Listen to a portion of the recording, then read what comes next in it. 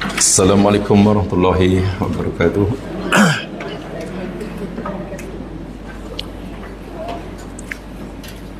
Alhamdulillah wa syukurillah, la hawla wa la quwata illa billah. Salatu wassalamu ala rasulillah wa ala alihi wa ashabihi wa man balah.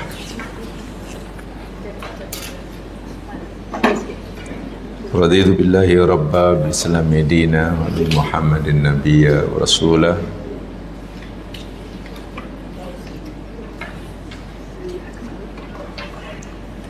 Rabbi israh li sadri wa yassir li amri wahlul 'uqdatam min lisani yafqahu qawli.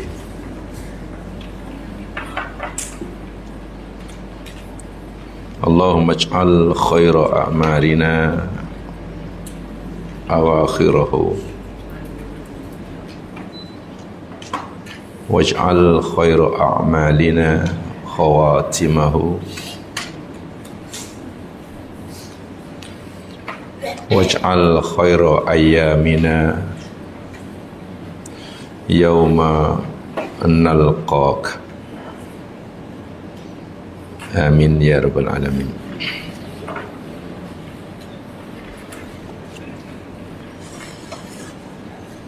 Jemaah yang dirahmati Allah sekalian,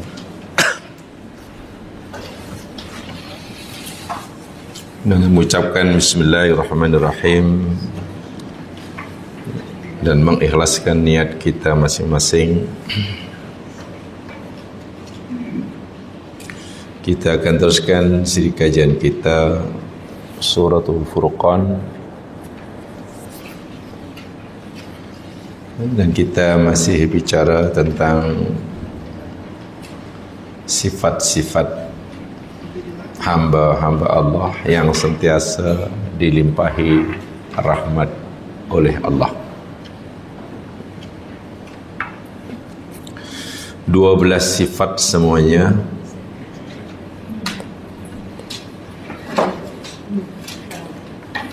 Dan kita telah belajar sama sifat yang ke-10, 9 dan 10.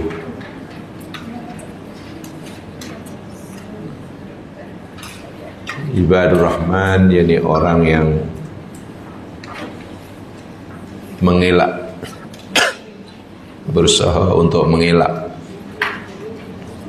daripada perbuatan atau ucapan dusta lagi bohong,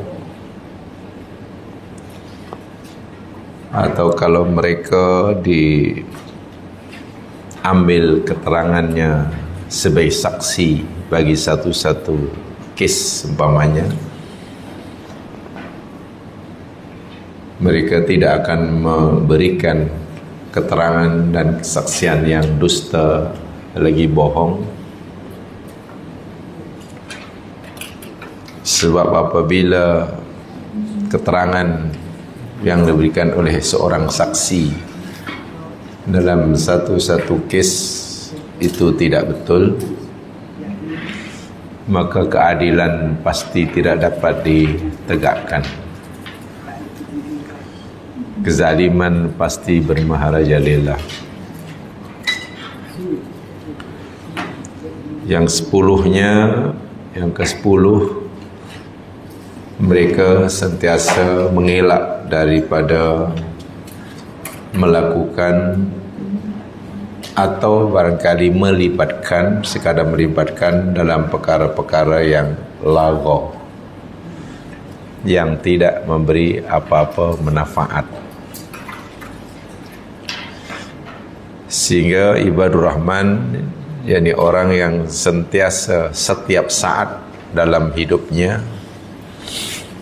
dimanfaatkan, diisi dengan perkara-perkara yang memberikan kebaikan dan manfaat baginya.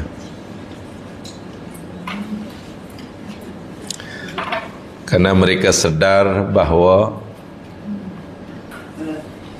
bekalan yang perlu disediakan untuk mereka kembali kepada Allah kelak mesti cukup, mesti sempurna. sementara bebanan yang membebankan mereka ketika jumpa Allah mereka akan tinggalkan, mereka akan elak. Sekarang kita akan pelajari sifat ibadur rahman yang ke-11, ayat yang ke-73. Sifat ibadur rahman yang ke-11, yakni Al-Furqan ayat 73.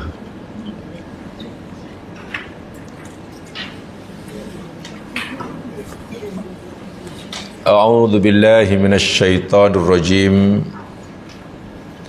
Walladzina idza dzukkiru biayati rabbihim lam yakhirru 'alaiha summa wa umyana. Walladzina, dan orang-orang yang idza apabila dzukkiru mereka diperingatkan bi ayati rabbihim dengan ayat-ayat Tuhan mereka, lam yakhirru mereka tidak tersungkur, tidak tunduk. Makna asalnya nanti saya jelaskan apa makna kharra. Mereka tidak tunduk alaiha atasnya ayat Tuhan mereka itu, summan dalam keadaan tuli, peka, umyanan dan dalam keadaan buta. Bahasa Melayu buta dahulu, membuta tuli. Bahasa Quran peka dahulu baru. Kalau Melayu kan membuta tuli ya. Ini kalau Quran summun dahulu, tuli dahulu, peka dahulu baru buta. Tak apalah.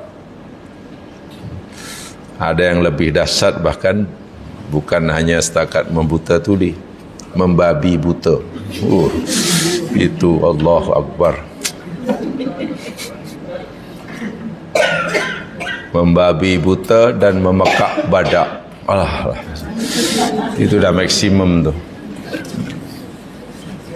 Membabi buta, memekak badak. Saya pun tak tahulah adakah badak ni pekak pun tak tahu.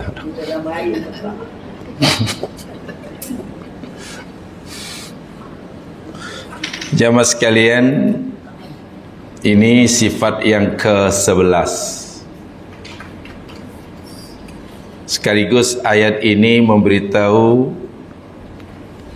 sifat orang kafir, yakni kebalikan daripada apa yang Allah sebutkan dalam ayat ini. Kerana orang kafir ini, wa idza ma unzilat suratum min faminhum, lihat kalau untuk orang kafir sifatnya surah At-Taubah ayat 124 125. Coba lihat dahulu ya. Surah At-Taubah ayat 124 125. Ini sifat orang kafir. Sementara Al-Furqan 73 sifat ibadur rahman. Kan berbeza sama sekali. Bertolak belakang, berlawanan. Jika ibadur rahman apabila diperingatkan, disebutkan, disampaikan kepadanya ayat-ayat Allah, mereka tidak tunduk dalam keadaan tuli dan buta. Sementara orang-orang kafir, ni sikap mereka bila diperingatkan dengan ayat Allah. At-Taubah ayat 124. Wa idza ma unzilat suratun, dan apabila diturunkan surah, yang surah Al-Quran maksudnya, faminhum, maka sebagian daripada mereka, Mereka ni mereka orang kafir, sama ada kafir musyrik atau kafir munafik. Yang pasti bukan orang mukmin ni. Bila diturunkan satu surah, sebagian mereka akan berkata, faminhum man yaqul ayyukum zadathu hadhihi imana.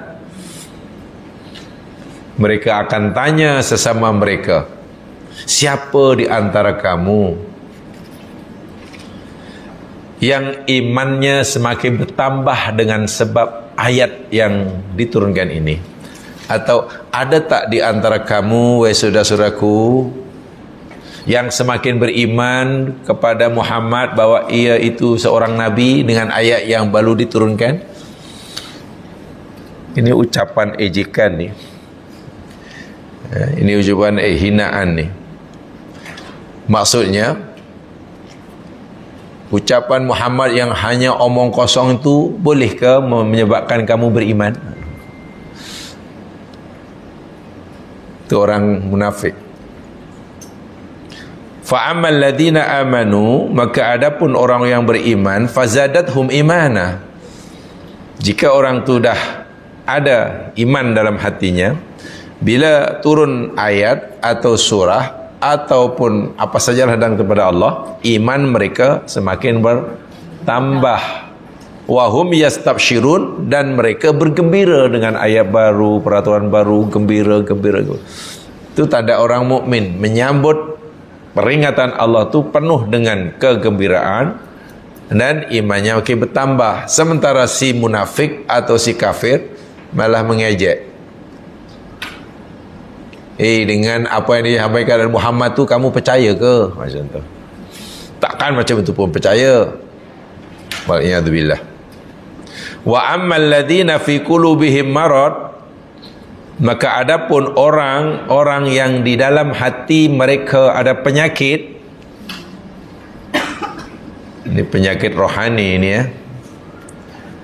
Fazadathum rijsan, maka ayat yang Allah turunkan pada mereka itu akan menambahkan kepada mereka rijsan, kotoran.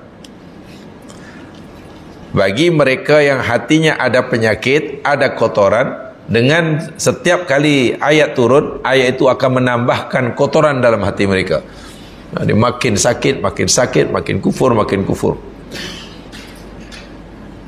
Ayat tersebut akan menambahkan kotoran pada mereka ila rijsihim, kepada kotoran yang sedia ada, penyakit yang sedia ada, sehingga penyakit hati mereka semakin bertambah-tambah. Wa matu wa hum kafirun, ra'iyadzubillah.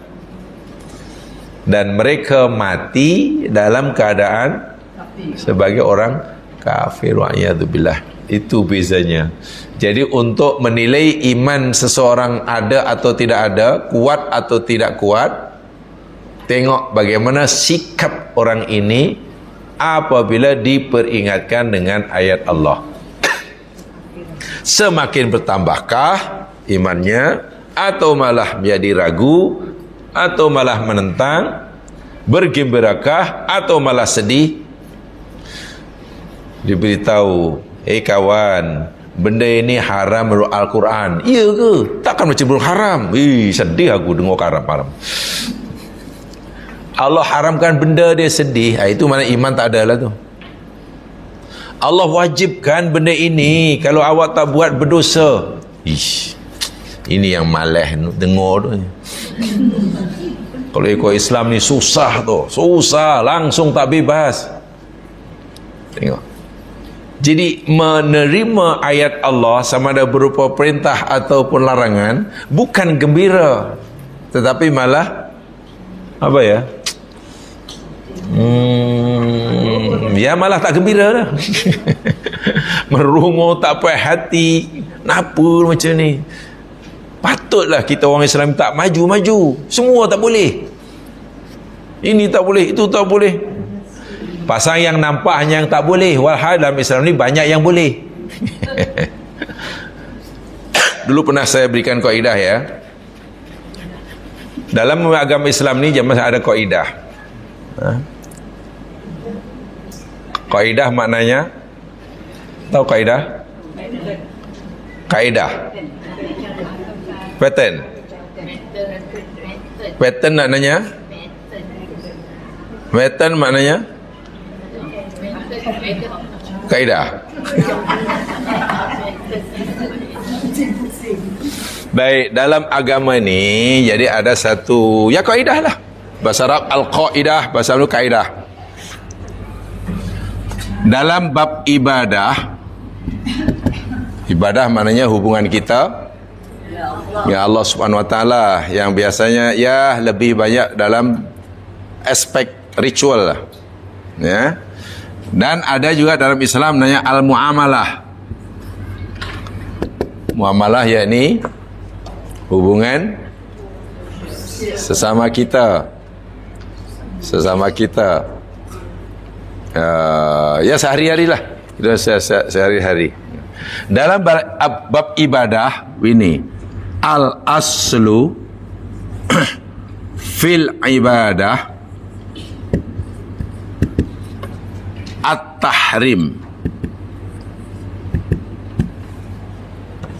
atau dalam kaidah yang lain berbunyi al aslu fil ibadah bukan at-tahrim tapi at-tauqif. At-tauqif wal ittiba. Tadi saya nak kata bahawa dalam agama Islam ni sebenarnya dalam kehidupan sehari-hari, bab makan, bab minum, bab berpakaian, bab buat rumah, bab belanja, bab apa sajalah, banyak yang boleh daripada yang tak boleh. Sementara dalam bab ibadah banyak yang tak boleh. Sebab begini kaidahnya.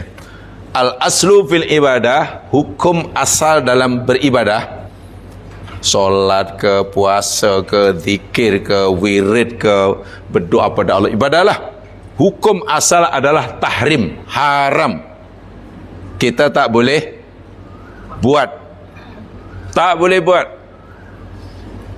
Hukum dalam ibadah, hukum asalnya ini tauqif. Tauqif itu berhenti, tidak bergerak, berhenti, menunggu arahan. Selagi tidak ada arahan, tidak ada perintah, jangan buat. Itu agama. Bila ada perintah, barulah ittiba, ikut apa yang disuruh. Ini dalam agama. Hukum asal dalam ibadah semuanya haram kecuali yang disuruh. Sebab itu kalau kita nak berpuasa, banyak ditanya, ni esok ni, lusa ni Taipusam, boleh tak kita orang Islam ni berpuasa sempena Taipusam? Contoh ni, contoh mudah aja. Jadi kalau nak jawab atau hukumnya, kita kena tanya dahulu, ada tak ada perintah daripada Allah atau daripada Nabi yang kita ini disuruh oleh Allah atau oleh Nabi untuk berpuasa sempena? Ada tak ada perintah itu? Cari, tanya. Oh tidak. Kalau tidak ada, tak boleh. Inilah agama. Agama tu macam tu, mudah kaidahnya. Jadi tak boleh, apa salahnya? Ini bukan apa salahnya. Salahnya tak ada perintah, bukan apa salahnya. Kan puasa itu baik, siapa kata puasa tak baik?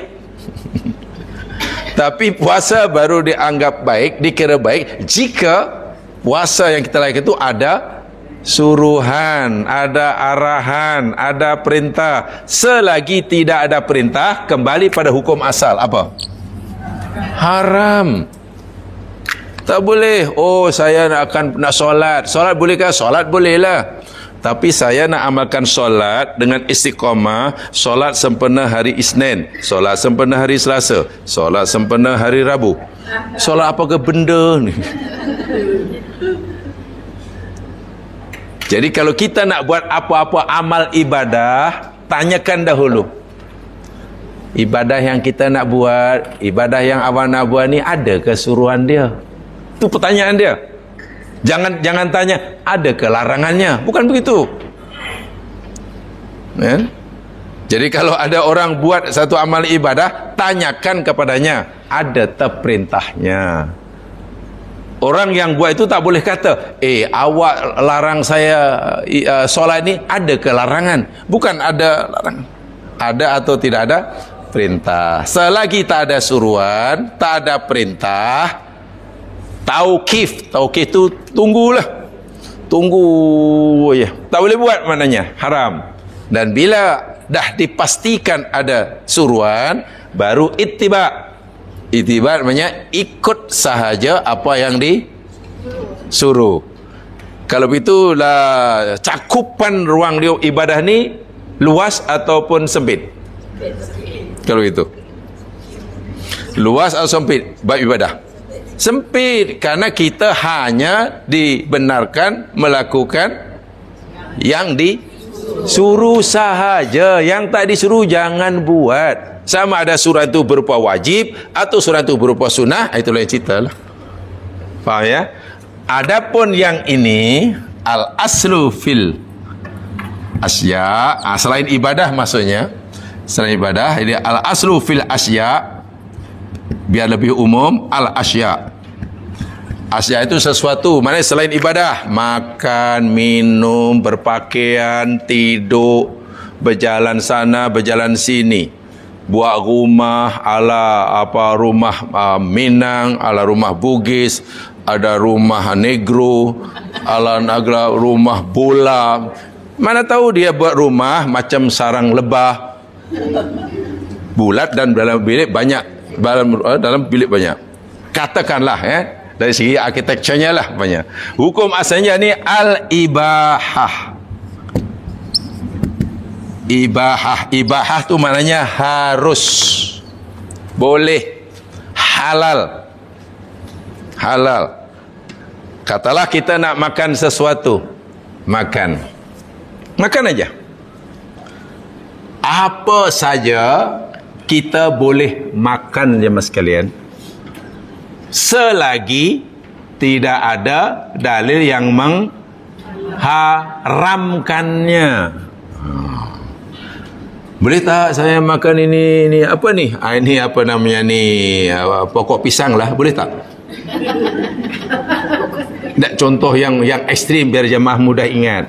Saya beri contoh yang ekstrim sebab biar mudah ingat. Ni pokok pisang ni boleh saya makan? Kalau ya kita makan aja selagi tidak ada dalil yang mengharamkan. Masalah sedap tak sedap itu cerita kedua. Kita cerita hukum, bukan cerita sedap tak sedap. Boleh tak boleh? Oh, tak ada larangan. Boleh. Saya nak minum ini boleh, kita boleh.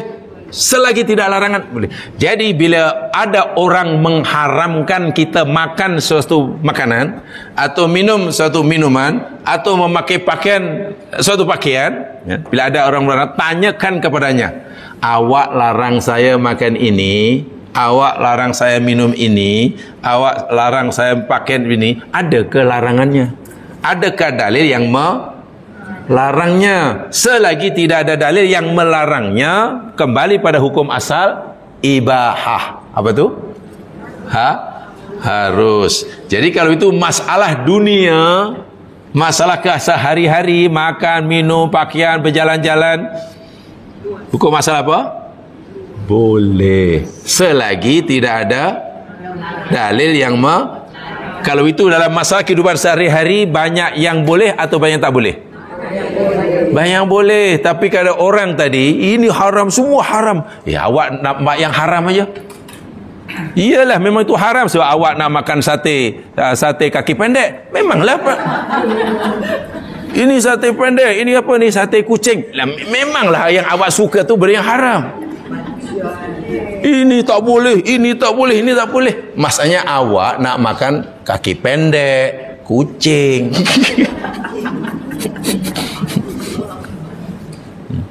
Awak minum yang bukan-bukan. Kan yang diharamkan boleh dikira dengan jari. Inilah, jadi Masya Allah, Allah ni maha pemurah, maha pengasih. Bab ibadah, kata bahasa mudahnya begini, wahai hambaku, sembahlah oleh kamu akan aku. Sembahlah oleh kamu akan aku. Tetapi aku bagi kamu keringanan. Jangan sembah aku kecuali aku suruh. Sementara masalah kehidupan sehari-hari, Makanlah, minumlah, bekerjalah, buatlah apa saja, mau tidur, mau apa, semuanya aku haruskan, kata Allah, kecuali yang aku larang. Takkan senang macam tu. Itu hukum asal. Kaidahnya seperti itu. Walaupun untuk memahami kaidah dengan lebih yang secara detail, iaitu perlu ilmu sendirilah. Tapi kaidahnya seperti itu. Jadi kalau nak mengharamkan apa saja, perlu dalilnya. Apa alasan awak mengharamkan benda ini? Demikian juga bila orang nak melakukan ibadah, perlu ada dalil yang menyuruhnya. Tak ada suruhan, jangan buat. Itu bab ibadah. Bab ibadah. Tapi orang kadang tak berfikir begitu. Bila ibadah, apalah solat ke apa, nanti diberi, kenapa awak buat itu? Itu tak ada. Apa salahnya? Solat tu bagus tau. Puasa tu bagus. Puasa tu bagus. Dan saya memang suka puasa. Sebab itu walaupun sempena di public pun saya puasa. Katalah hari Khamis kan di public kan. Kalau nak puasa, jangan niatkan sempena Dipavlinya, sempena hari Khamisnya, begitu kan. Katakanlah esok apa, esok 1 Januari umpamanya, tahun 2027 umpamanya, tahun baru kan. Kalau nak puasa, katalah boleh tak puasa sempena 1 Januari tahun baru? Tak boleh, kerana tak ada suruhan. Tapi kebetulan pula 1 Januari jatuh pada hari Isnin. Boleh tak kita puasa? Jadi puasanya sempena, niatkan sempena hari Isnin, bukan sempena tahun barunya. Inilah yang susah. Jadi kalau bukan hari Isnin, jatuh hari Isnin, ya nak puasa apa ya? Esok 1 Januari. Nak kata sempena Isnin, bukan. Nak kata sempena Khamis, bukan. Sempena Ahad mana tak boleh. Ada orang mungkin puasa sempena hari atau tarikh lahir. Tarikh lahir ya, bukan hari lahir kan? Hari lahir ke tarikh lahir? Hari lahir. Habis birthday? Day itu tarikh ke hari? Katalah kalau kebetulanlah tarikh lahirnya itu katalah pada hari Isnin kah atau hari Khamis kah, berpuasalah sempena Isnin atau Khamisnya. Jangan puasa sempena. Nah, itu tidak ada perintah. Jangan apa salahnya kan puasa. Ini bukan apa salahnya, yakni ibadah ini mesti ada suruhan gitulah. Kan puasa itu ibadah. Ada tak hadis Nabi walaupun paling dhaif atau hadis palsu lah? Wahai umat Islam, umatku, siapa yang berpuasa sempena hari jadinya, dia akan meniti siratal mustaqim laksana kilat yang menyambar. Tak ada. Jadi jangan mereka-reka gitulah. Tapi orang fikir, apa salahnya aku puasa? Ini masalahnya. Puasa itu ibadah. Sedangkan ibadah perlukan dalil, perlukan suruhan. Ada faham ya? Ada faham. Jadi kalau tidak ada, ya sempena hari. Bagi saya sempena hari lah, bukan sempena. Sebab Nabi ketika ditanya, ya Rasulullah, macam mana puasa hari Senin? Oh ya puasalah. Itu sempena hari kelahiran aku. Nabi tak kata sempena tarikh kelahiran aku. Kalau ikut agama kita, yakni sempena apa? Hari kelahiran, bukan tarikh kelahiran. Jamaah sekalian, katakanlah kita puasa hari Isnin. Kenapa tu? Sempena apa tu? Hari jadi Nabi kan? Dan ada suruhan. Nabi suruh, ya puasalah. Itu hari lahir aku, kata Nabi. Hari Isnin boleh. Setiap hari Isnin puasa apa? Sempena. Tapi katakanlah kadang orang Nabi lahir tanggal berapa ya? Tanggal bukan hari. 12 Rabiul Awal kan? Harinya hari Senin kan? Jemaah sekalian, tentang harinya disepakati, semua ulama setuju sekata bahawa hari kelahiran Nabi ini hari Isnin. Sementara tarikhnya tidak ada kesepakatan. Jadi 17 Rabiul Awal itu bukan kesepakatan seluruh ulama, tidak semua kata itu. Bahkan 12 Rabiul Awal itu yang pendapat yang ramai, ya, mereka berpendapat 12 Rabiul Awal itu hari kewafatan Nabi. Kalau dikatakan sebagai hari kelahiran Nabi, itu tidak ada kesepakatan. Sebab itu kalau kita nak berpuasa kata sempena 12 Rabiul Awal, tidak ada perintah. Tidak ada perintah. Tapi jika 12 Rabiul Awal itu kata jatuh hari Isnin, berpuasalah sempena hari Isninnya, bukan sempena 12 Rabiul Awalnya. Boleh faham ya itu ya? Jadi dalam ibadah ni sebenarnya sedikit ya Mas kan. Tidak banyak, karena kita hanya disuruh buat setakat kita buat setakat yang disuruh. Sementara masalah keseharian kita, makan, minum, bercakap, berbelanja, berjalan, apa sajalah, buat rumah bentuk macam mana, tukar langsir macam mana rupanya, biru tu terpulang, semua boleh selagi tidak ada larangan. Agak-agak buat rumah, buat rumah atau menghias rumah, secara umumnya boleh, kita boleh buat menghias rumah ikut apa yang kita suka. Boleh selagi tidak tapi janganlah kemudian letak hiasan salib di dinding kanan. Itu tak boleh lah kan. Menghias hiasan rumah, mungkin buatlah interior decoration dengan pelbagai simbol-simbol keagamaan, itu tidak dibenarkan, haram. Walaupun menghias rumah itu hukumnya harus. Yang tak boleh bila ada larangan. Kan mudah, dalam Islam ini mudah, banyak yang dibenarkan. Tapi maksudnya kawan tadi hanya melihat yang haram je. Ini makan pun susah, ini haram, itu haram, minum haram. Habis yang dia suka yang haram aja. Susah tu, susah itu saya naik macam mana ya. Dahlah saya nak penerbangan pula, penerbangan Aeroflot pula. Minuman pun semua haram, macam mana ni? Ustaz, ini kira darurat ke? Sebab boleh tak makan, boleh tak kita minum? Sebab semua dia kan arak.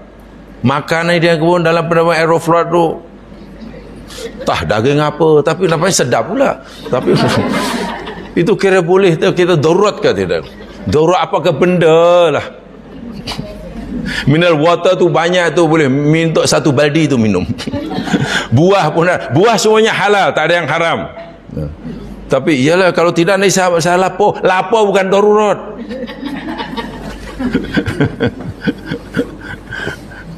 Ini kan dikata darurat pasal dalam penerbangan itu semua dia kan semuanya haram kata. Tak semuanya. Ada mineral water, ada buah, ada ini. Ya salah siapa kenapa naik penerbangan Aeroflot? Ya, Aeroflot murah. Murah tapi kita tak arti bahasa dia. Allahu Akbar walillahil hamd. Demikian juga melancong ke luar negeri. Macam mana ni? Ini pun ni susah saya makan. Boleh tak makan aja? Kalau tidak lapar tahu. Kalau tidak lapar aja. Ya kan banyak orang jual buah, pasti ada lah. Di negeri paling kufur sekalipun orang jual buah mesti ada, jual air kosong mesti ada. Pasti banyak lah. Tak ada itu. Baik. Kemudian yang ingin saya sampai di sini pertama, yakni tentang kalimah bi ayati rabbihim. Orang-orang yang apabila mereka diperingatkan dengan ayat-ayat Tuhan mereka. Jemaah sekalian, dahulu pernah saya sampaikan kalimah ayat dalam Al-Quran, ayat-ayat yang Quran sebut ini termasuk inilah, maknanya ada 3. Kalimat ayat dalam Al-Quran, ayat-ayat ini termasuk inilah ayat Rabbi itu. Maksudnya makna dia ada 3. Yang pertama, ayatun kauniyah namanya. Ayat-ayat penciptaan. bumi, langit dan isinya. Itu namanya ayat kauniyah, yakni tanda-tanda kebesaran Allah yang Allah ciptakan. Bahasa mudahnya, bumi, langit dan isinya. Itu namanya ayat Allah. Siang jadi malam, malam jadi siang, berhembusnya angin, terbangnya burung, berenangnya ikan, semuanya. Manisnya tebu, pedasnya cili, itu adalah ayat kauniyah. Pertama. Makna yang kedua, ayat di sini maknanya ayat qauliyah. Ayat-ayat merujuk kepada firman-firman Allah, ayat yang Allah firmankan, yang isinya sebenarnya hanya ada dua, sama ada berupa perintah, buatlah, atau yang berupa larangan. Bagi kita Al-Quran lah. Jadi Al-Quran ini yang isinya perintah, buatlah, jangan buat, ini boleh, ini tak boleh, ini halal, ini haram, ini lurus, ini bengkok, ini pahala, ini siksa, ini jalan ke surga, ini namanya ayat qauliyah. Ucapan yang difirman oleh Allah. Yang ketiga, mana ayat yakni mu'jizatun. Ayat maknanya sama dengan mu'jizat. Bukti-bukti kebenaran yang Allah berikan pada Rasul. Tongkat Nabi Musa, itu ayat tu. Tangan Nabi Musa kepit, dikeluarkan, mengeluarkan cahaya.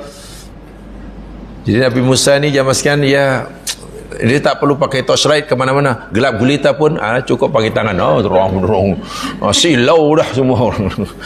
Senang. Sebab itu tak ada lighting pun tak ada masalah. Tapi kalau tangan dikepek keluar dah, buat apa dah? Ada elektrik kan, terang benerang pula tu. Dan boleh dia ke mana, arah ke mana. Allahu Akbar walillahilham. Tangan ajaib Nabi Isa, sapu aja orang sakit apa pun sembuh. Kan? Ada orang tak ada mata, daripada lahir tak ada mata, bukan buta, tak ada mata langsung, tanda-tanda mata pun tak ada, sebab muka dia dari dia rata je. Bayangkan ada orang macam tu, bukan buta, memang tak ada langsung tanda-tanda mata. Dengan keajaiban, dengan mujizat Nabi Isa yang Allah berikan, sapu je celik orang tu, orang mati boleh hidup. Ini namanya ayat mu'jizat. Nabi Ibrahim tidak mati dibakar. Nabi Yunus ditelan di ikan beberapa minggu dalam perut ikan pun tidak mati. Ini ayat yang makna yang ketiga, mu'jizat. Ya, kalau menurut sunnatullah kan orang ditelan ikan mati tu ya. Apalagi bukan sekejap, beberapa hari. Ikan pula menyelam dasar laut, tapi tak mati. Macam mana tu? Susah tu, sains tak boleh jawab. Ya, kerana itu ayat mukjizat. Sedangkan hari ini jangankan ditelan di ikan ya.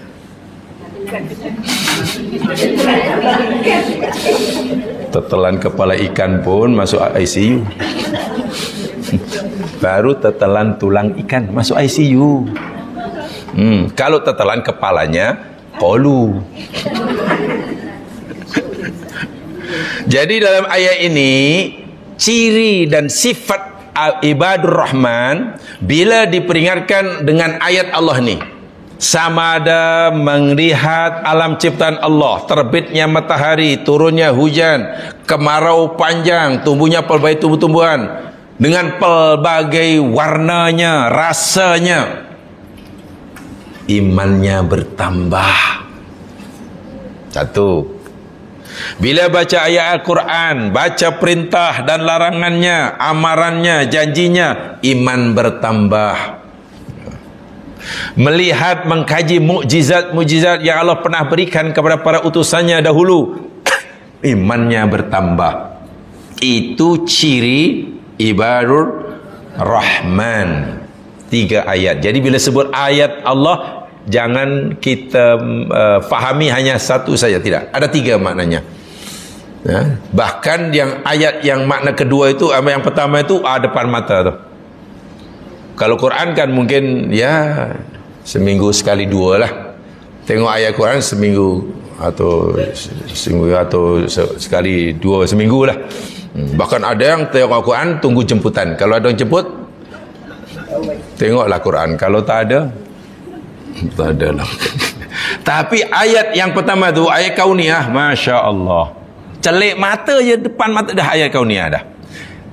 Jamaah sekarang mendengar suara saya, itu pun ayat kauniyah. Macam mana saya bersuara, boleh saya bersuara, dan boleh jamaah boleh dengar, dan macam mana boleh faham, oh itu suara si fulan, oh itu suara cicak, oh itu suara ayam. Allahu Akbar. Itu ayat kauniyah namanya, ya. Jadi orang-orang yang beriman atau orang-orang yang ibadur Rahman, bila disebutkan, dituturkan, diceritakan, diterangkan, disampaikan ayat-ayat Allah, mereka tidak jatuh tersungkur dalam keadaan buta dan pekam, tuli dan buta. Maksudnya apa tu? Tidak tertunduk dalam keadaan tuli dan buta. Maksudnya apa? Tidak tunduk dalam keadaan tuli, pekak dan buta. Maknanya mereka tunduk, gitulah. Tidak tunduk dalam keadaan tuli dan buta, maknanya mereka akan tunduk dalam keadaan celik. Ini kan. Jadi mereka menerima ayat Allah bukan minta maaf tadi, membabi buta, bukan. Tapi mereka menerima ayat Allah, mereka meyakini firman Allah dalam keadaan celik, faham, mengerti, bukan sekadar meyakini dan menerimanya. Walaupun bagi kita wajibnya menerima, meyakini kepada ayat Allah itu wajib. Allah suruh kita solat, kita pun solat, alhamdulillah. Tapi Allah mahukan lebih daripada itu. Seakan-akan ayat ini memberitahu kita begini, wahai hambaku, kalau kamu ingin menjadi termasuk hambaku yang ibadur Rahman, kamu jangan hanya solat kerana aku suruh kamu solat. Tapi hendaklah kamu solat selepas aku suruh kamu solat dalam keadaan faham kenapa kamu mesti solat. Itulah maksudnya. Sebab mungkin kalau kita ditanya, anda seorang Muslim? Ya. Anda solat? Ya. Kenapa anda solat? Ya, Allah wajibkan solatlah. Oh, pasal Allah wajibkan solat, jadi iyalah, solatlah. Ya, tapi maksudnya kenapa awak buat solat? Ya, tak tahulah, tapi solatlah. Sebab kalau tak solat dosa. Tengok. Makna kita belum dapat memahami hikmah kenapa Allah suruh kita solat. Sehingga solat kita sering kali terpaksa karena kita tidak memahaminya. Sehingga solat sering kali menjadi semacam bebanan, bukan keperluan. Beza atau serupa? Kalau solat dianggap sebagai bebanan dan bukan keperluan. Beza. Baik, sana satu contoh jemaah sekalian. Ini contoh untuk kita semua, ya, termasuk saya. Jadi tak payah tersinggung pasal termasuk saya. Solat itu sama ada betul-betul kita ini menerima solat, perintah solat ini dalam keadaan celik, tidak peka, faham, atau kita menerima perintah solat dan kita solat kerana jika kita tak solat kita berdosa, bila berdosa masuk, jangan-jangan itu alasannya. Kenapa anda solat? Iyalah wajib. Sebab kalau tak solat dosa, tak dosa masuk neraka. Nah, iman kita belum lakhiru ala suman, kita masih sumun, kita masih umyan. Sebagai contoh ini, katakanlah biasanya bila akhir tahun mana-mana shopping kompleks, shopping center,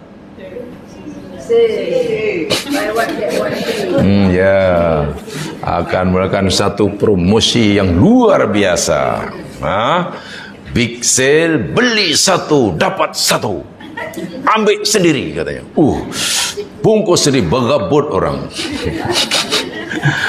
Harga runtuh. Tengok, harga runtuh sampai begitu sekali, sehingga barang itu akhirnya tak ada harga, pada runtuh dah. Jalan, kita pun jalanlah, jalan tiap kedai jalan, tengok situ ya, beli tidak, banyaknya lah.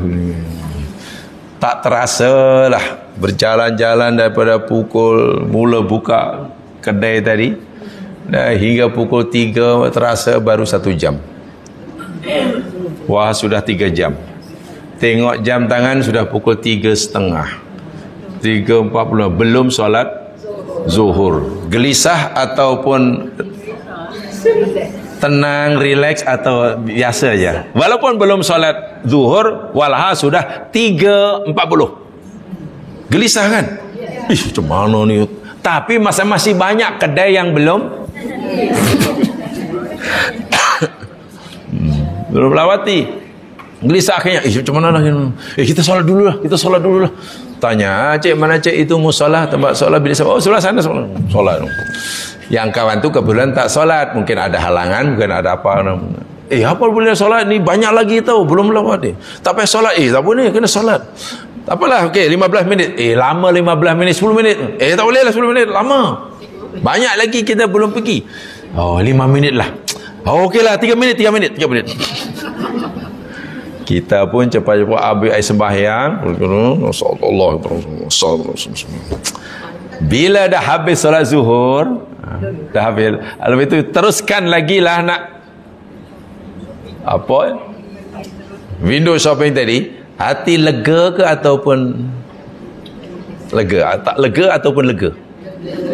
Lepas solat rasa lega kan? Sebelum solat rasa macam mana? Nah, pertanyaan saya, kalau hati kita rasa itu, adakah solat tadi bagi kita merupakan bebanan sebetulnya atau keperluan? Itu masih bebanan. Buktinya sebab kita tak solat rasa lepas solat tu, ya Allah, dah solat tahu. Jangan tak solat tahu. Jangan disiksa. Dah solat. Itu contoh sebenarnya kita belum menganggap solat itu sebagai keperluan. Tapi kita masih ada sebagai bebanan. Sebab itu bila lepas solat, lega selega-leganya. Inilah kita, ini maknanya kita belum lam yakhiru alaihi summa wa umyana. Allah kata, kalau kamu ingin jadi hambaku yang aku sentiasa kasihani, terimalah ayatku ini, perintahku ini dalam keadaan faham, celik. Bukan. Dan ada setengah orang, saya tak kata semuanya, hanya setengah. Malam mungkin Pak Marif ada pengumuman di TV oleh berbagai penyimpan moho besar Raja-Raja Melayu, adalah dengan ini diisytiharkan setelah mendapat perkenan duri-duri yang amat tuanku, tarikh 1 bulan Ramadan jatuh pada hari Sabtu 19, mana besok hari lah. Yang tengok TV tu cuma ada puasa esok lah, puasa. Esok puasa tau, tak boleh makan tu. Kalau nak makan malam ni banyak-banyak, esok puasa.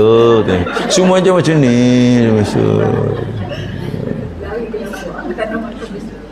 Macam mana ya? Allah suruh puasa malah. Tapi puasa juga dengan alasan, kenapa puasa juga? Kan nampak macam, iyalah kalau tak puasa dosa, kalau tak dosa masuk neraka. Ada lagi pengumuman dengan ini isyaratkan bahawa 1 Syawal jatuh pada hari lusa. Lusa lah. Apa pula lusa lah? Dah lah ketupat aku dah rebus, lusa pula.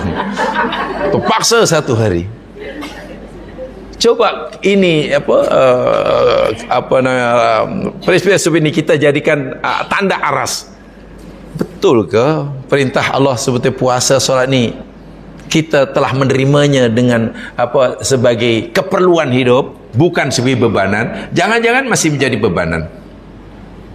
Jamaah sekalian, orang yang lapar Walaupun ia tak disuruh makan, akhirnya cari makan tidak? Orang yang lapar, sangat lapar, kalaupun tidak disuruh makan, walaupun belum tiba jadual makan, agaknya dia nak cari makan tidak? Orang lapar lari ya, cari ya. Kalau itu makan bagi orang yang sangat lapar, itu bebanan ataupun keperluan. Nah itulah. Tapi ada bila makan ni jadi bebanan, dia masukkan, bukan keperluan, ya kita diatur oleh orang. Ini sudah time makan cik, ini makan. Ni sudah pukul 8 pagi, kena breakfast, kena.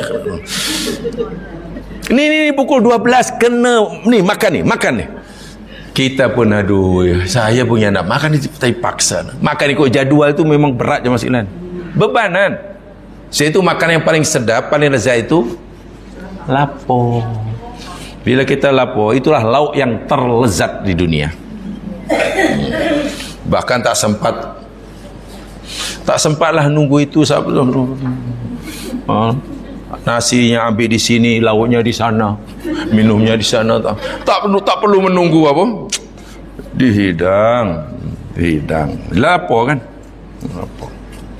Tuh, jadi saya ulangi, ini maksudnya. Melihat, mendengar apa saja ayat Allah, ia menerimanya dengan faham, mengerti, bukan terpaksa.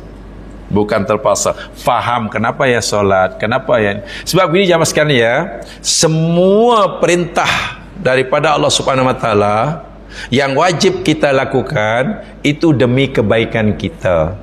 Pasti ada manfaat di sebaliknya untuk kita. Demikian juga sebaliknya, semua larangan Allah yang Allah berikan kepada kita, larang kepada kita, pasti ada madarat, pasti ada keburukan di sebaliknya bila kita melakukannya. Jadi Allah dengan perintahnya mau kita ini dapat manfaat sebanyak-banyak. Allah dengan larangannya mau kita ini terselamat, terelak daripada madarat.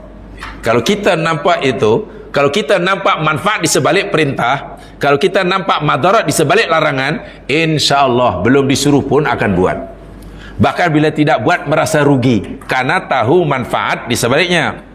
Demikian juga bila kita tahu madarat di sebalik larangan, istilahnya belum pun dilarang, kita akan tinggalkan. Jadi Allah sentiasa menghendaki apa yang terbaik bagi hambanya, sama ada melalui perintahnya maupun larangannya. Dan ini diberitahukan oleh Allah daripada awal lagi, semasa kita masih di surga. Maksud saya, tok nenek moyang kita di surga. Allah benarkan Adam dan pasangannya tinggal di surga dan menikmati semua apa yang ada di surga. Betul? Semua boleh ya. Yang Allah larang ada berapa? Larangan Allah satu ya, la taqrabah hadhihi syajarah. Semua boleh, nak itu boleh, nak ini boleh, masa pun tak ada, jadual pun tetap pulang. Haitsu syi'tum tu jemaah sekalian. Haitsu syi'tum tu maknanya apa saja Adam boleh menikmatinya. Di mana saja Adam boleh menikmatinya, bila mana sahaja Adam boleh buat, tak ada jadual. Mau petang, mau pagi, mau ini, mau duduk sana, mau di. Hanya satu saja Adam, jangan dekati. Agak-agak larangan Allah itu mengurangi nikmat yang Allah berikan kepada Adam, atau tujuan untuk mengelakkan madarat daripada Adam. Elakkan. Sebab Allah tahu yang satu ini Adam, aku larang supaya kamu ini tidak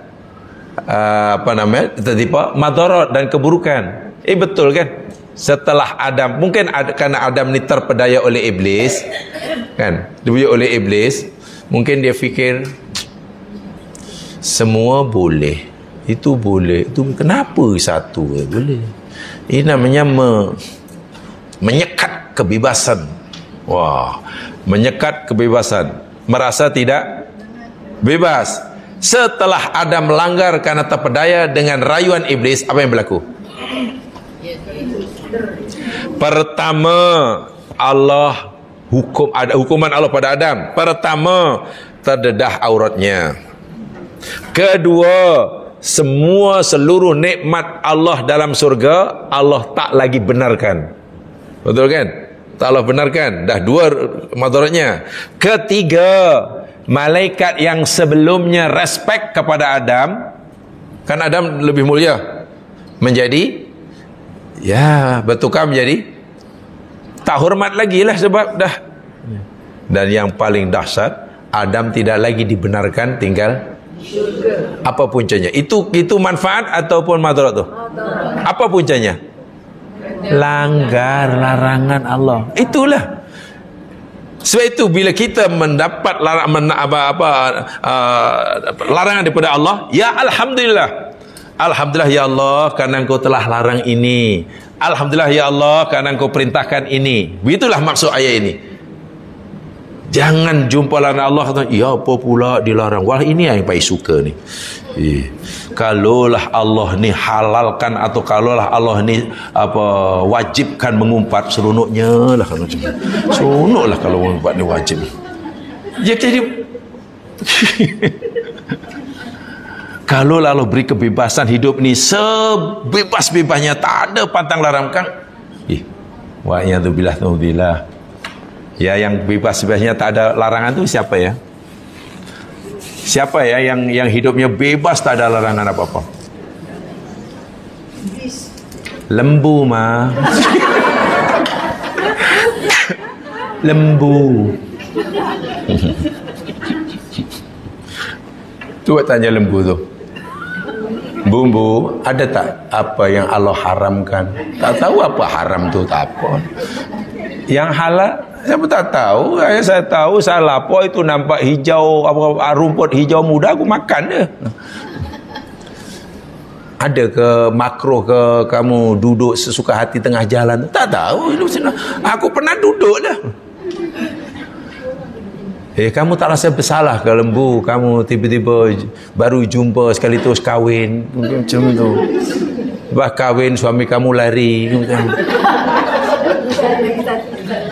Coba kamu sebagai mak tak rasa dosa ke? Akhirnya anak kamu kali besar kahwin dengan bekas suami kamu. Mana tahu apa itu haram? Tanya lembu. Tak ada peraturan. Ya, karena mereka tidak dipertanggungjawabkan amalnya. Gitulah. Jadi peraturan yang Allah berikan pada kita ini tujuannya untuk menjaga karamah kita, kemuliaan kita sebagai manusia. Adam dijaga oleh Allah karamahnya agar dia tetap mulia, maka Allah kata jangan lakukan ini. Bila ia langgar, hilang karamahnya. Itulah, jadi kita kena faham, kalau kita nak buat apa saja, pesuruhan kita coba memahami kenapa ya Allah suruh ini, apa hikmahnya, bukan kenapa ya, apa kebaikan di sebalik perintah ya Allah yang kita lakukan ini, apa keburukan madarat di sebalik larangan yang Allah larang ini. Ini ayat ini maksudnya, tidak menerimanya dalam keadaan dalam keadaan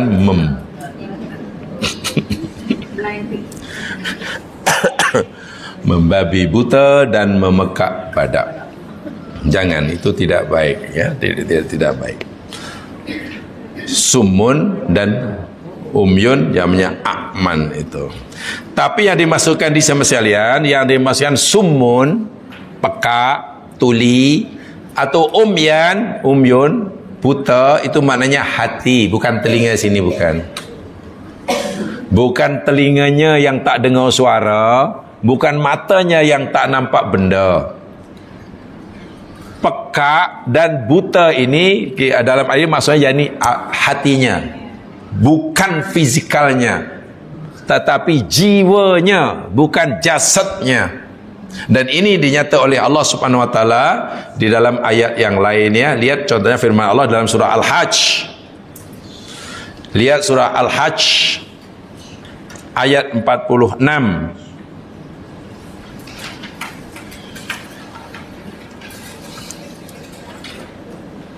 Sebab boleh jadi orang yang pekak telinganya, tak dengar suara, tapi hatinya Masya Allah Mungkin buta mata penglihatannya, tapi mata hatinya terang, sehingga mudah tersentuh. Dengar azan pun tersentuh, melihat itu pun tersentuh. Subhanallah. Sebab yang peka dan yang buta tadi kata dia ni hati, bukan mata deria ini, bukan alat penglihatan ini. Surah Al-Hajj ayat 46. A'udzubillahi minasyaitonirrajim. Pendek saja ayat, saya baca yang berkaitan sahaja. Fa innaha, apa tu? Fa innaha la ta'mal absaru walakin ta'mal qulubu allati fis sudur. Apa ya? Fa innaha, maka sesungguhnya dia keadaan masuk asyan, la ta'mal absar, bukanlah mata penglihatan pandangan mereka yang buta, bukan. Mata penglihatan mereka, deria mata tu tak buta. Mereka tolak ayatku, bukan mata mereka buta, walakin, tetapi ta'ma yang buta itu al-qulubu. Apa tu? Hati-hati allati fis sudur, yang ada di dalam dada. Dimaksudnya yakni hati sifatnya rohani yang ada dalam jiwanya. Nih, yang dimasukkan umyun ini bukan buta matanya, buta hati. Yang dimaksud sumun, tuli, peka, bukan telinganya tapi hatinya. Ayat ini selari dengan firman Allah dalam surah Al-Kahfi ayat 101. Ditegaskan juga dalam surah Al-Kahfi 101. Ya, tak payah tengoklah, semua sudah hafal Kahfi. Seminggu sekali kan dah hafal yang.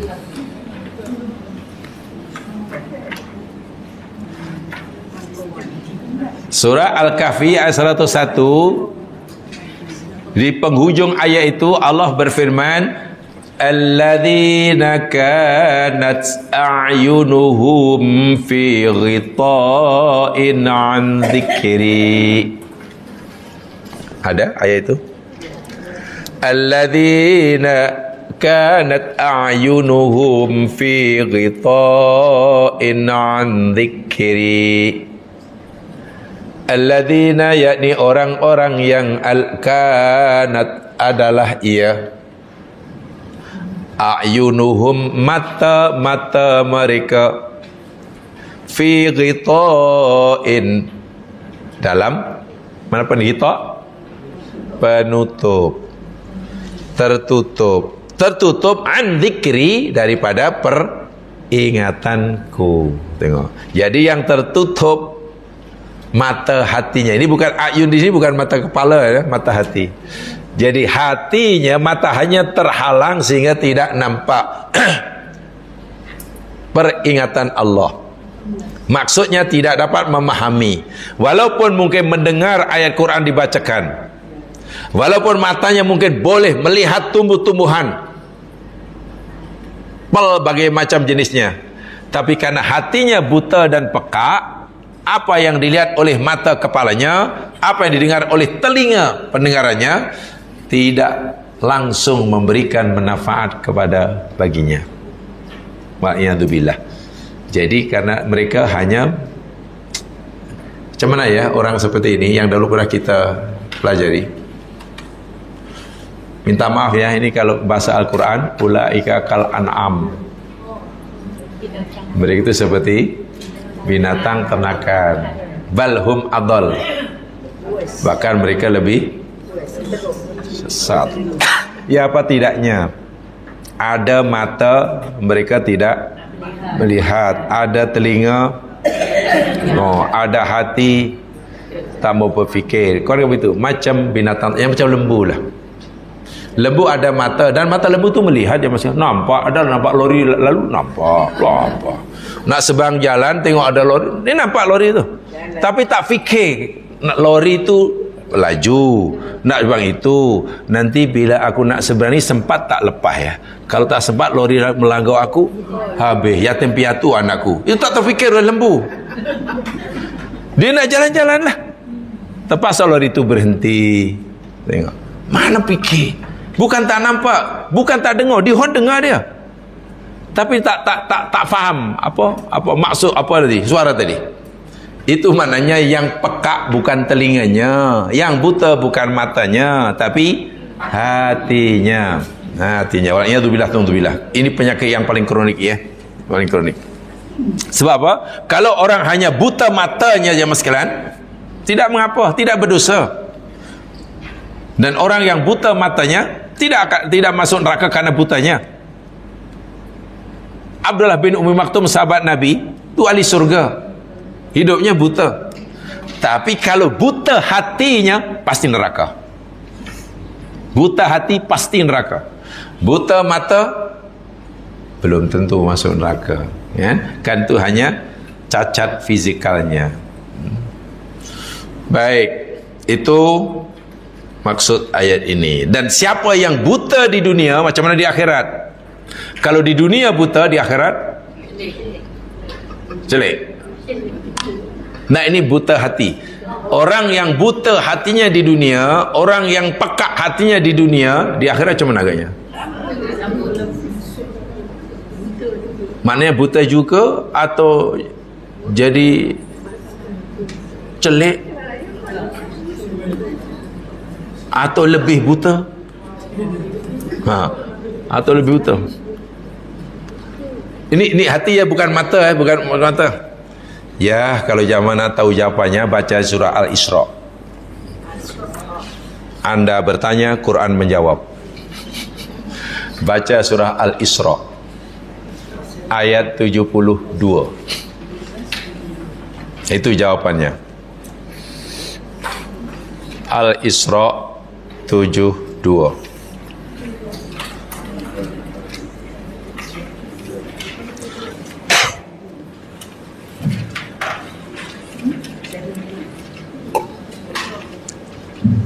Macam mana ayatnya?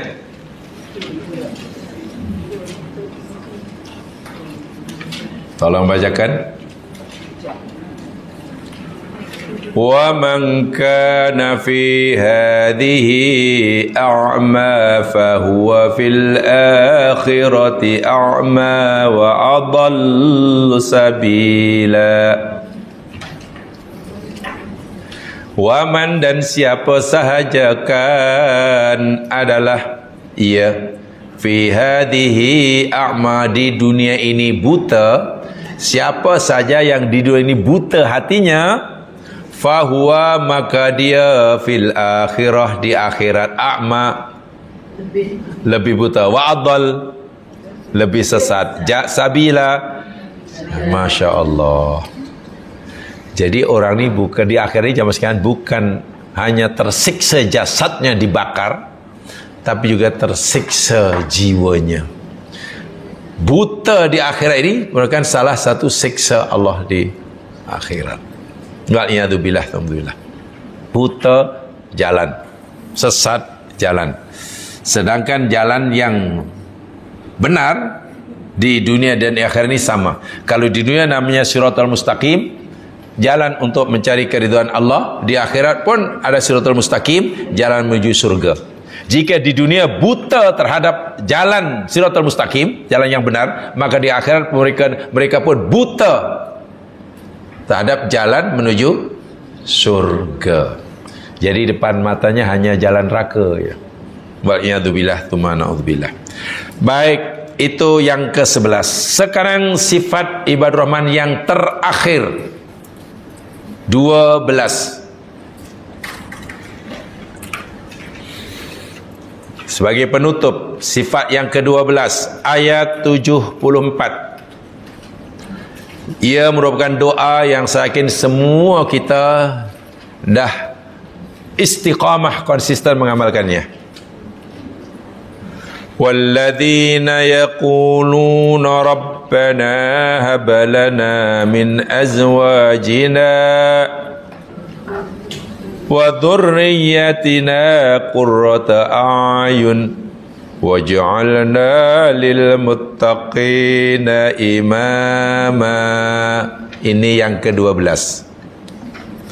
Walladzina, dan orang-orang yang yaqulun, mereka berkata. Ini gunakan fi'il mudhari', yaqulun. Fi'il mudhari' memberi makna apa? Mudhari'. Dah banyak kali dah saya sampaikan itu. Fi'il mudhari' ini memberi maksud apa?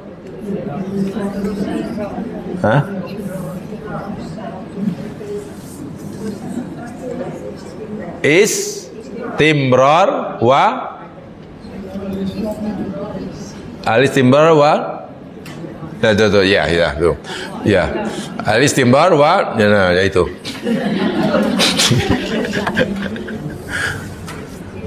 Jangan lupa itu kaidah mulia Al-Quran ni jamaah sekalian. Tolong diingat seboleh-bolehnya. Jadi karena Al-Quran ini akan diulang-ulangkan. Ya, kan dalam Quran kita selalu jumpa fi'il mudhari'. Mati. Atau kadang-kadang Allah menceritakan peristiwa yang dah berlalu, tapi gunakan fi'il mudhari' umpamanya. Menceritakan peristiwa yang dah berlaku, sepatutnya kan gunakan past tense, tapi gunakan mudhari'. Atau kadang Allah cerita peristiwa yang akan berlaku, yang sepatutnya gunakan fi'il mudhari', tapi Allah gunakan fi'il. Nah, itu kena difahami kaidah itu. Kalau itu difahami, insyaallah mudah memahami Al-Quran. Fi'il mudhari', al-mudhari', ya. Ini makna memberi maksud ada dua saja kan. Ya, ini faedahnya untuk al-istimrar wa tajaddud.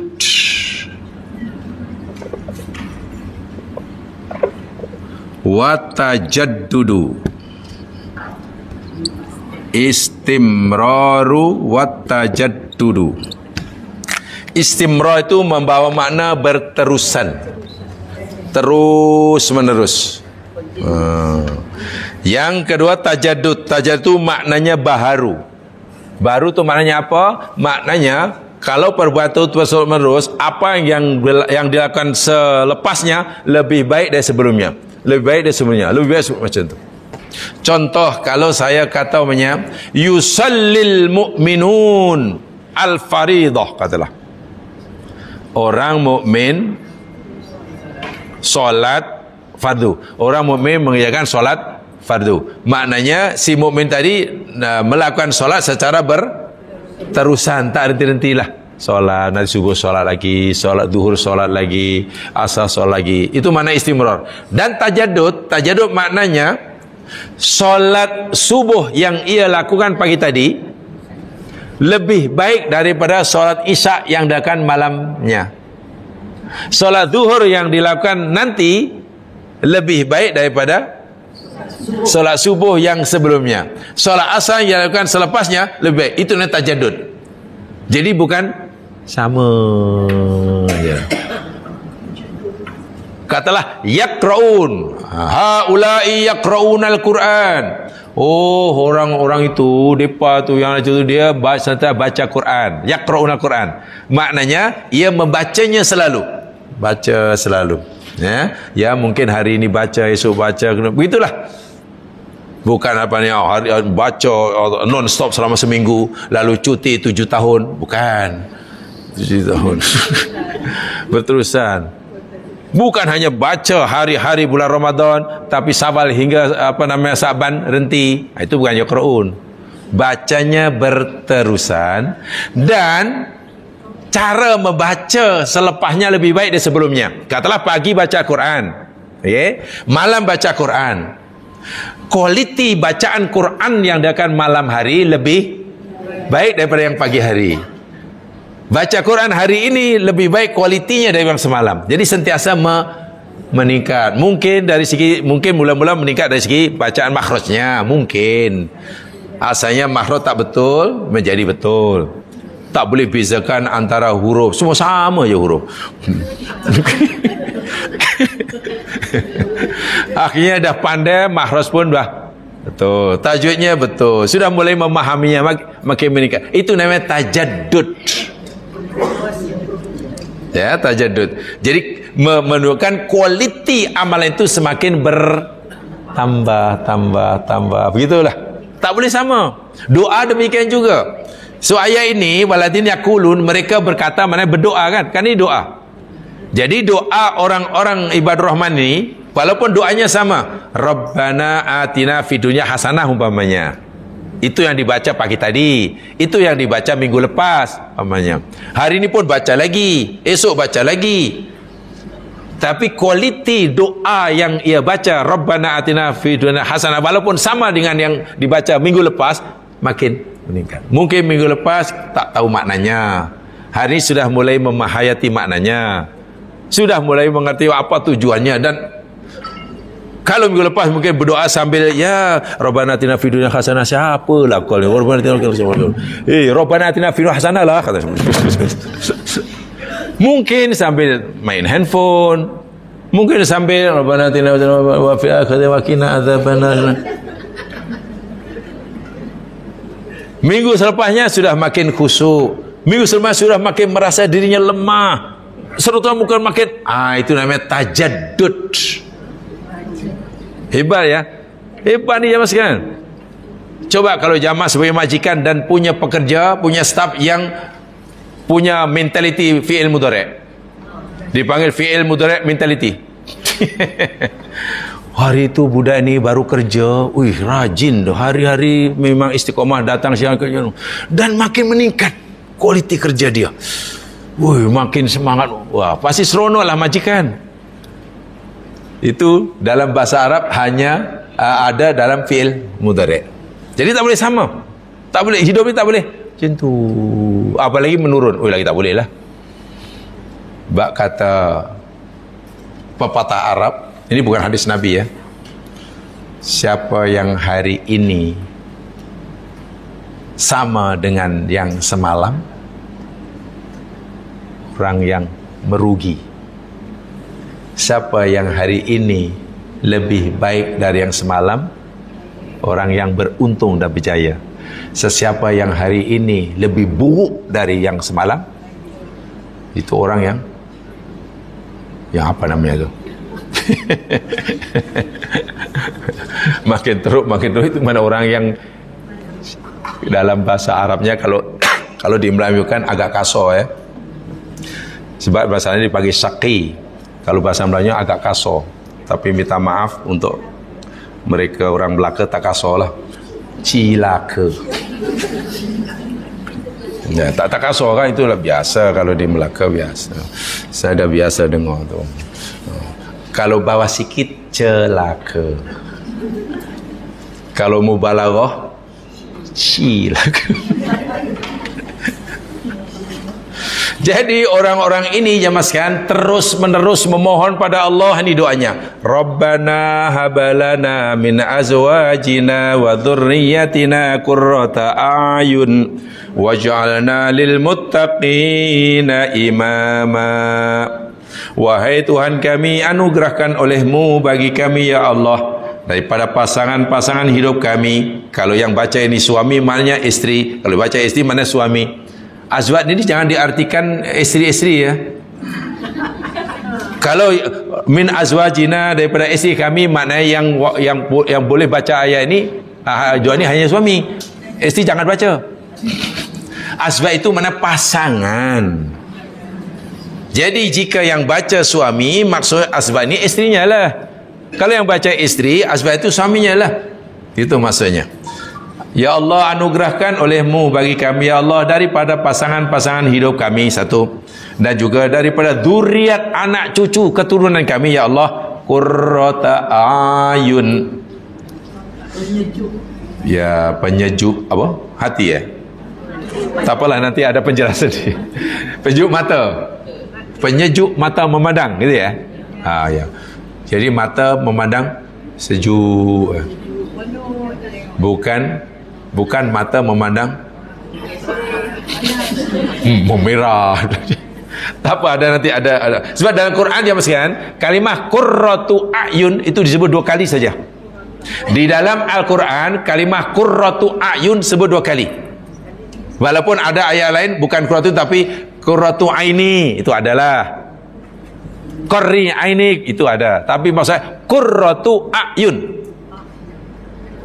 yang bunyi dia Qurratu ayun disebut 2 kali saja. Satu yakni dalam ayat ini, yakni apa, surah apa ni, Al-Furqan ini, ayat yang ke 74. Yang kedua dalam surah As-Sajdah. Yakin semua sudah faham tu. Dalam surah As-Sajdah ayat 17 kalau tidak salah. Fala ta'lamu nafsum ma ukhfiya lahum min qurrati ayun jazaa'an bima kanu ya'malun. 2 kali saja.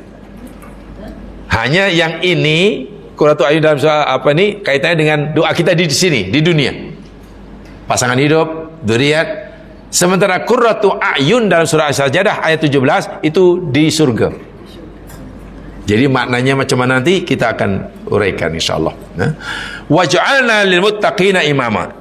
Ya Allah, jadikanlah kami sebagai imam bagi orang-orang yang bertakwa. Tinggi sungguh doa ini. Saya kalau faham betul nak tentang doa ini, mungkin nak baca pun naik takut. Kita bukan hanya memohon pada Allah agar Allah jadikan kita orang yang bertakwa, tapi kita mohon pada Allah agar Allah jadikan kita imam bagi orang bertakwa.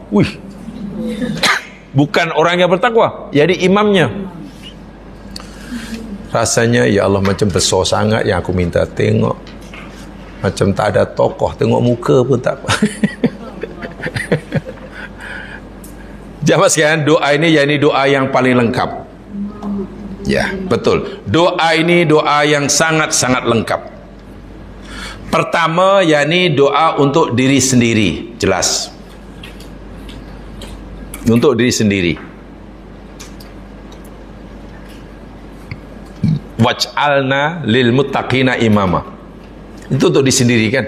Kena baik dahulu. Yang kedua, doa kebaikan buat pasangan hidupnya. Lengkap sungguh tu. Untuk pasangan hidupnya. Jangan dia saja yang Allah ridai, yang Allah sayang, pasangan hidupnya pun. Yang ketiga untuk dzurriatnya, anaknya, cucunya, cicitnya, piutnya, anak, cucu, cicit, piut, apa lagi piut? Piut apa? Piut, penyek, apa lagi? Tak tahulah apa-apa. Jangan sekalian, jangan tak tahu, masyarakat jahiliyah, orang Quraisy itu mereka ini sangat minat dalam ilmu nasab. Sangat minat. Dan yang orang Islam, sahabat Nabi yang boleh katakan pakar dalam nasab, kata fulani siapa, orang ini dahulu asalnya dari mana, kaum ini, kaum ini dari ini, daun ini Abu Bakar As-Siddiq. Dan mereka sangat-sangat mengeberat tentang ilmu nasab ini. Dia tahu betul bin dari mana asal usul ini, Bani Jurhum, dari mana betul, sampai Nabi Adam. Itu ilmu yang sangat diminati oleh orang jahiliyah Quraisy, sehingga orang-orang mereka yang akhirnya meluk agama Islam tetap menguasainya, meminatinya. Ya, kita karena kurang minat, ya paling-paling itulah. Kalau ke bawah kita ya paling-paling hanya tahu anak, cucu, cicit, piut, itu aja lah. Ke atas hanya ayah, atuk, moyang, monyet. Allahu Akbar. Tengok, hanya berapa generasi tu? 4 generasi apa kita tahu? Ke atas tak tahulah anak siapa. Allahu Akbar. Ya, itu ilmu nasab tu. Bahkan ada satu kitab khas bicara tentang ilmu nasab ya. Dan orang Arab waktu sangat-sangat. Sebab mereka, minta maaf ya, walaupun kafir Quraisy jemaah sekalian, mereka merasa terhina jika diketahui ternyata darah keturunannya Datuk Nenek Moyang yakni orang yang tak baik, orang jahat ke, terkenal jahat ke, apa sajalah, dan ia adalah keturunan. Dia merasa walaupun sebetulnya dia tidak menanggung dosa pun, orang jadi baik atau tidak bukan oleh karena keturunannya, tidak. Mereka salah, dia yang tanggung lah. Tapi orang Arab sangat mengambil berat. Sebab itu ketika mereka coba mencela Rasulullah SAW, ya sahabat bolehlah mempertahankannya. Muhammad bin siapa, bin Abdullah, bin Abdul Muttalib, bin Hasim, apalah kau yang atas, dan tidak ada yang jahat. Nasab Rasul ini tidak ada orang yang tak baik, semuanya orang yang jujur, semuanya orang yang baik-baik, yang baik. Jadi itu satu kebanggaan ini. Ya, tak apalah, mungkin bagi kita itu tidak mustahak. Ya cukuplah tahu hingga piut, cukuplah. Penyek dan terusnya tak tahu pun tak apa.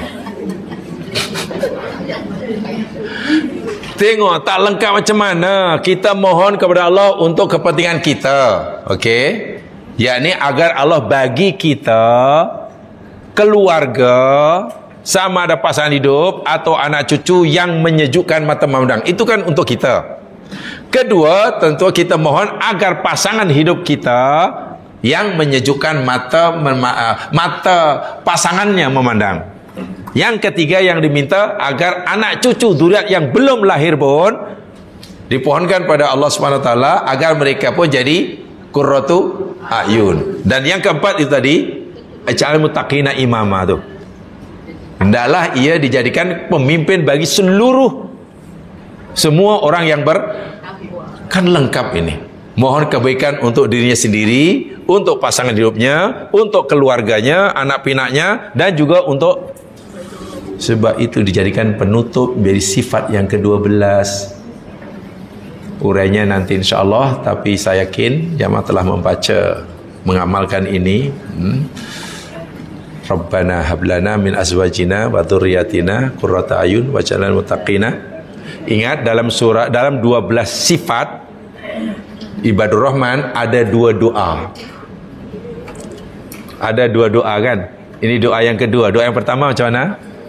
Dalam surah ini, ketika dalam kita membicarakan 12 sifat ibadur Rahman, doa yang pertama apa?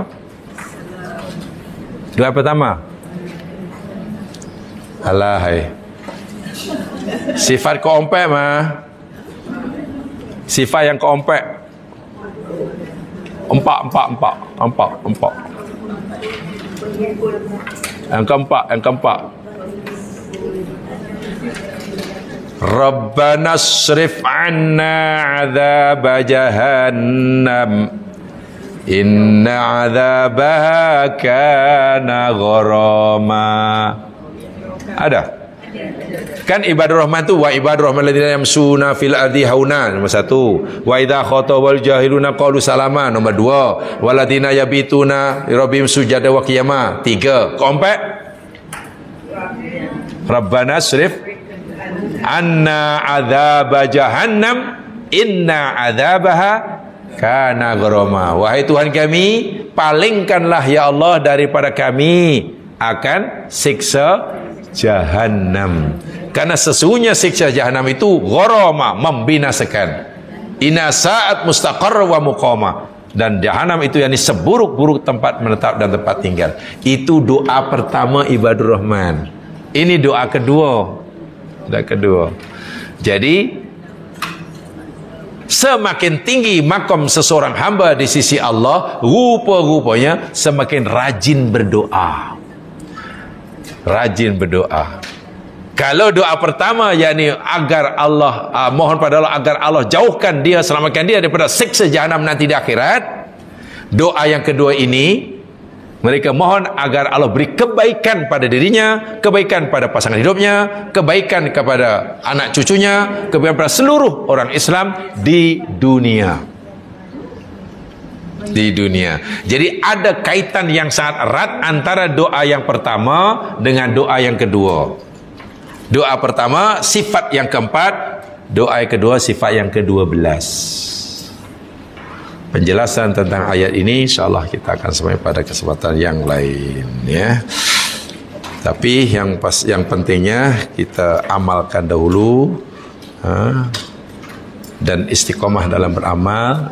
Dan ingat ya, gunakan fi'il mudhari'. Maknanya walaupun kita doa kita sama, yang kita baca doa itu saja selama ini, tapi hendaklah kualitinya makin meningkat. Makin meningkat. Jangan sama je lah. Kalau doa tahun lepas pun macam itu aja. Rabbana atina fid dunya hasanah wa fil akhirati amin. Sebab kadang ingat aminkan pun ikut lahjah yang berdoa. Siapa tak tahulah. Itu mungkin ya terlalu khusyuk ya. Makmum biasanya kan intonasi makmum kan ikut intonasi imam kan. Kalau imam kata waladdallin, jawabnya amin. Kalau imam kata waladdallin, amin. Ya, coba perhatikan, ikut dong. Jadi kalau imam agak-agak degil sikit, waladdallin, mungkin amin. Saya pun tak tahu kenapa mesti. Lepas itu ada yang perlahan, waladdallin, amin. Mengaminkan doa pun juga ikut suara imam.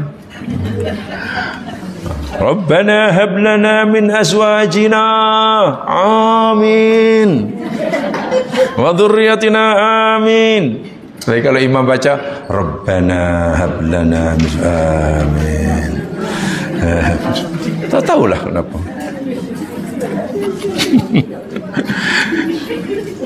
Automatically ya.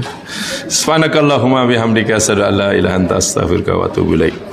A'udzu billahi minasyaitonir rajim wal 'asri innal insana lafi khusr illa alladziina aamanu wa 'amilus shalihaat wa tawassaw bil haqq tawassaw bis sabr. Assalamualaikum warahmatullahi wabarakatuh.